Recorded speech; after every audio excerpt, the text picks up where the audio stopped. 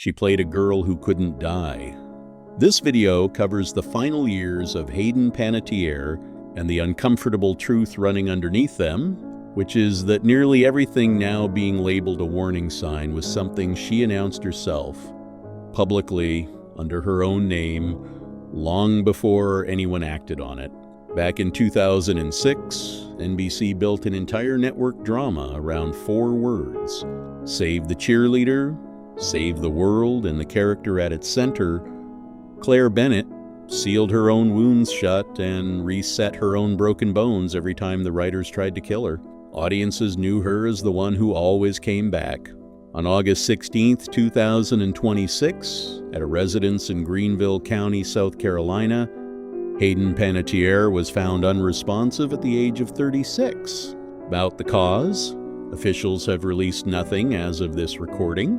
Entertainment Tonight reported that a 911 dispatch call they obtained points to a likely overdose, and that word likely belongs to ET rather than to me, because a dispatch call preserves what a frightened caller told an operator during the worst 90 seconds of their life.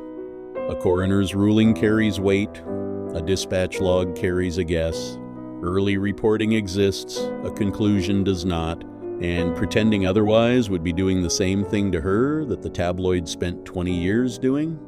11 months old. That's how old Hayden Panettiere was when she started appearing in television commercials, which meant she held a professional credit before she could assemble a full sentence.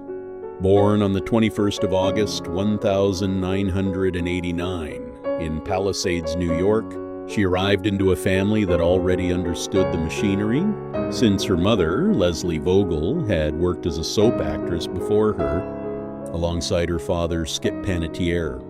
Casting directors found her early. By 5, she'd landed the role of Sarah Roberts on ABC's One Life to Live, and by 7, she was playing Lizzie Spaulding on CBS's Guiding Light, 2 daytime dramas overlapping through the entire back half of the 90s. Pixar hired her voice for Dot in A Bug's Life in 1998. 2 years later, she turned up as Cheryl Yost in Remember the Titans, The Coach's Daughter, and that's the performance an entire generation met her through first. Then arrived the run most people remember. Heroes carried her from 2006 to 2010. Kirby Reed put her inside the Scream franchise in 2011, and she returned to that character for Scream 6 in March of 2023. Between 2012 and 2018, she inhabited Juliet Barnes on Nashville, first at ABC and later at CMT, a role that earned her 2 Golden Globe nominations for Best Supporting Actress in a Series. A working professional since infancy, twice nominated by the Hollywood Foreign Press, and here is what ran directly beneath all of it. January of 2022. Panettiere sat down with People magazine and put something on the record that should have frozen her entire industry. Dependency on alcohol, she admitted, and dependency on opioids. Then came the part that matters more, because she told the magazine that adults in the entertainment business handed her pills when she was young, presenting them to her as assistance with the demands of the job. Be precise about that accusation, since the coverage this week keeps sanding it down into something softer. This is not a story about a famous kid who fell in with the wrong crowd at a party. Grown professionals, according to her, supplied narcotics to a teenage employee in order to keep her working. 4 years ago, she stated that in a national magazine, it generated a news cycle, and the industry moved on. Rewind now to 2014, because the pattern was already established. A long on and off relationship with Vladimir Klitschko, the Ukrainian heavyweight champion, produced an engagement in 2013, and on the 9th of December 2014, their daughter Kaya Evdokia was born. October of 2015 brought Panettiere into treatment for postpartum depression. May of 2016 brought her back into treatment again. Here's the detail almost nobody raises. While she was living inside postpartum depression, the writers of Nashville were building a postpartum depression storyline for her character, which meant she performed the illness she was currently drowning in on camera, on schedule. Afterward, she appeared on Live with Kelly and Michael and discussed it by name at a moment when very few actresses at her level would go near the subject. The relationship dissolved around 2018, and Kaya went on to live primarily with her father in Europe. What followed was a public dragging, sustained and vicious, delivered by people who understood nothing about her health or the terms of her custody arrangement. Panettiere addressed it in interviews later.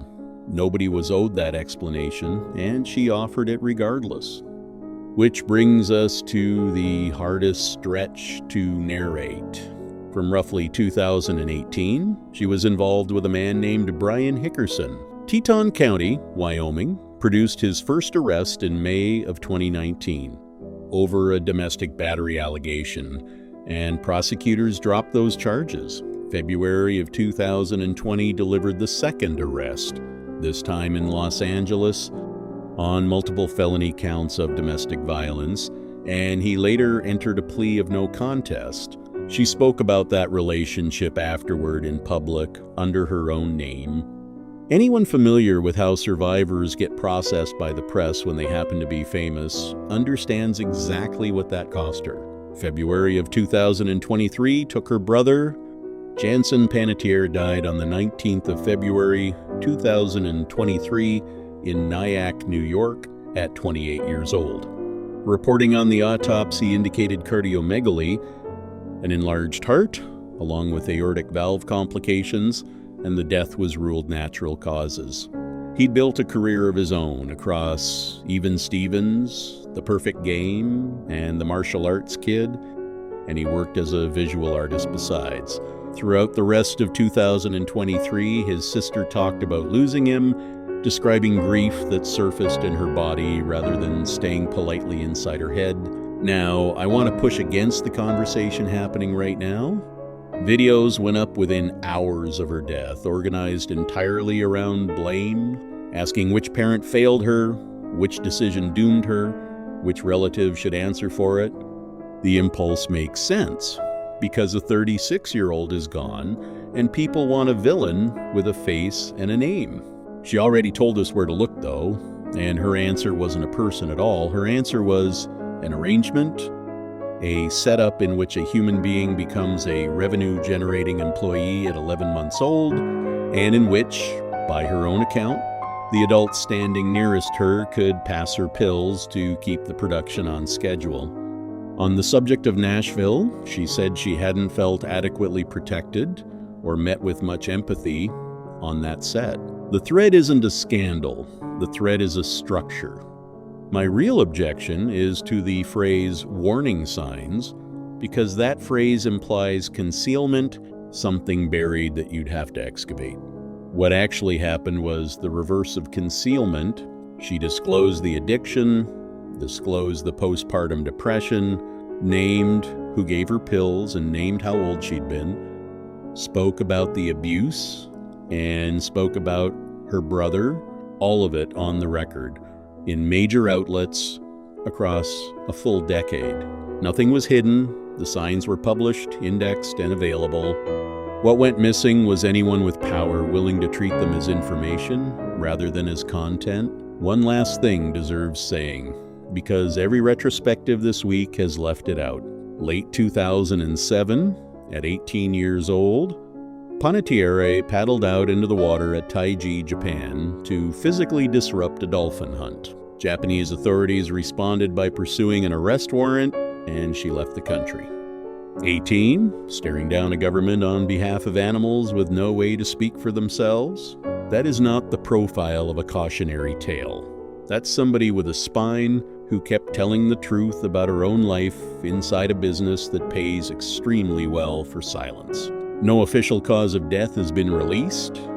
Whenever that document arrives, it deserves careful and unsensational reporting, and it still won't be the story.